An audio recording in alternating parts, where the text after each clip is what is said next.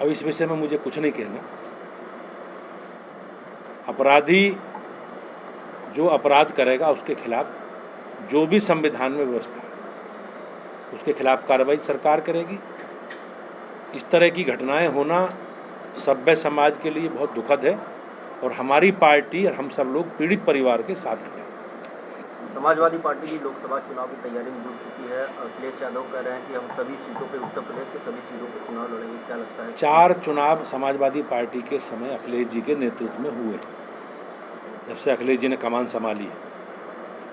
2014 का लोकसभा चुनाव हुआ, 2017 का विधानसभा चुनाव हुआ, 2019 का लोकसभा चुनाव हुआ और 2022 का विधानसभा चुनाव। इस प्रदेश की महान जनता ने समाजवादी पार्टी को बड़ी पराजय दी और निश्चित रूप से मैं कहता हूं आज भी कि हमारी कार्यकर्ताओं की सक्रियता, संपर्क, जनता में हमारी उपस्थिति और हमारी पार्टी के काम और हमारे नेता के प्रति लोगों का विश्वास, मोदी जी के प्रति विश्वास, और हम पूरा रिपोर्ट कार्ड 9-10 वर्षों का जब चुनाव होंगे हम रिपोर्ट कार्ड लेकर जनता के बीच में जाएंगे और एक बार फिर निवेदन करेंगे देश की, प्रदेश की महान जनता से कि एक बार सेवा करने का मौका मोदी जी के नेतृत्व में भाजपा को मिले।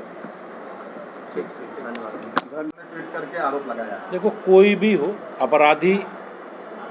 अपराधी है जिसने जो अपराध किया है, हमारी सरकार और हमारी पार्टी उसके विरोध में है और विधि सम्मत जो भी संविधान में प्रदत्त व्यवस्था है उसके खिलाफ वैसी ही कार्रवाई की जाएगी और ऐसी कार्रवाई की जाएगी कि जो नज़ीर बन सके।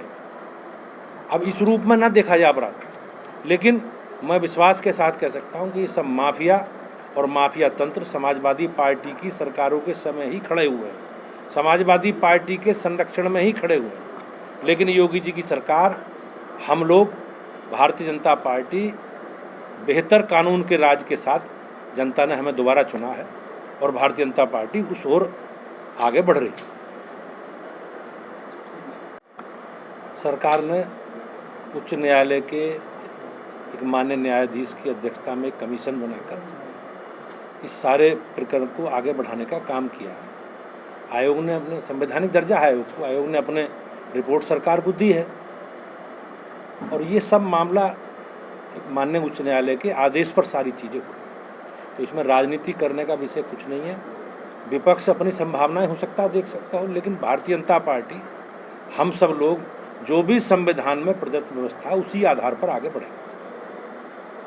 अखिलेश यादव का हमेशा संविधान में जो भी प्रदत्त व्यवस्था है आरक्षण को लेकर हम उसके साथ खड़े।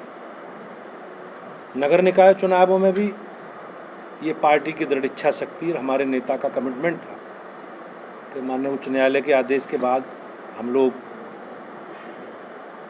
ने डेडिकेटेड कमीशन बनाया और हम लोग समय के लिए सुप्रीम कोर्ट गए और माननीय उच्चतम न्यायालय के आदेश पर एक समय सीमा के अंतर्गत आयोग को अपनी रिपोर्ट देनी है।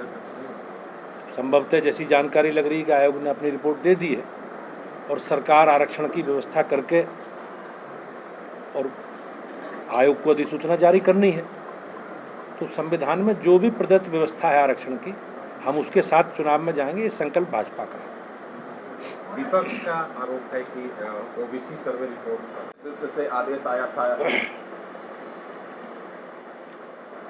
सर, देश में बहुत ट्रस्ट काम करते हैं सामाजिक क्षेत्रों में, उनके भी कोई कार्यक्रम होंगे, उनके भी कोई लक्ष्य लेकर काम।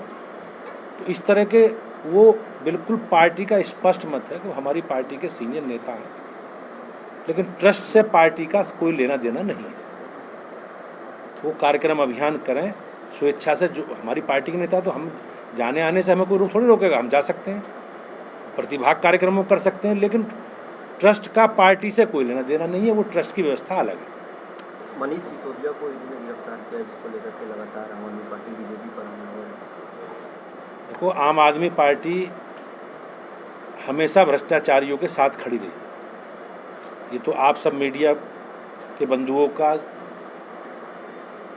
की सक्रियता के कारण ये सारी चीज़ें हुई। आपने किस प्रकार से जो उनके पहले मंत्री हैं जैन साहब, वो जेल में मसाज करा रहे थे 7-8 महीने जेल में हो गए, ये भी जेल चले गए। तो मीडिया की और जनता के प्रेशर में उन्होंने उनसे इस्तीफे वापस लिए हैं, वो इस्तीफे लिए हैं। निश्चित रूप से मैंने जैसे कहा, हमें जनादेश, जनता ने जनादेश दिया है। भ्रष्टाचार, अराजकता, गुंडागर्दी, बेईमानी, माफिया के खिलाफ हम सब लोग दृढ़ता के साथ खड़े हैं। चाहे केंद्र की सरकार हो मोदी जी के नेतृत्व की, चाहे योगी जी की, हम सबके खिलाफ कार्रवाई करें। राम गोपाल जी क्या कुछ रहा जौनपुर जाना हुआ था सर, वाराणसी आगमन हुआ है, क्या कुछ कहना? हम लोग के पार्टी के संगठनात्मक प्रवास, पार्टी के कार्यक्रम, अभियान, जो हमारे पुराने कार्यक्रम चल रहे हैं उनकी समीक्षा, आगे हमें क्या क्या करना है, क्योंकि नगर निकाय के चुनाव और लोकसभा के चुनाव सन्निकट हैं और भारतीय जनता पार्टी के संगठन की गतिविधियां नियमित रूप से लगातार हमारे कार्यक्रम, हमारे अभियान, हमारे विचारधारा से जुड़े विषय, हमारे संगठनात्मक विषय और हमारी सरकारें हैं, उन सरकारों के काम को लेकर हम लोग जनता के बीच में हमेशा रहते हैं।